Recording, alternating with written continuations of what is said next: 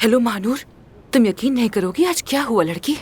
वो औरत जिसका ऑपरेशन आमिर ने किया था ना, आज वो यहाँ हॉस्पिटल में थी। मैं उसको नहीं देख सकी यार, नहीं देख सकी मैं। ओह क्या वाकई, अरे यार काश मैं हॉस्पिटल से कुछ देर बाद निकलती। यकीन नहीं होता इतनी अहम चीज निकल गई, वो भी सब शॉपिंग के चक्कर में। अरे नहीं नहीं, फिक्र मत करो, यकीनन वो औरत यहाँ हॉस्पिटल में रोजाना आती होगी जरूर।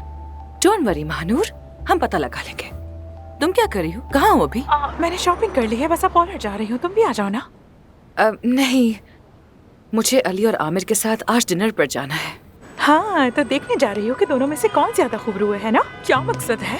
उफ महानूर, तुम तो कुछ भी बोलती रहती हो यार। तो अब क्या मैं दोनों के साथ अलग अलग डिनर करूं? हम तीनों बस एक साथ बैठेंगे, वो भी काम की बात करने के लिए। मसाइल बताएंगे और उन्हें हल करेंगे, क्योंकि बस बहुत हो गया। आमिर ने तो वैसे मेरा दिल तोड़ दिया और मैं चाहती हूँ कि अली जहाँ से आया बस वापस चला जाए। ओह अफसोस, कहीं ऐसा तो नहीं उसने तुम्हें अली के साथ देख लिया? क्या ऐसा हो सकता है यार? मुझे बिल्कुल नहीं लगता।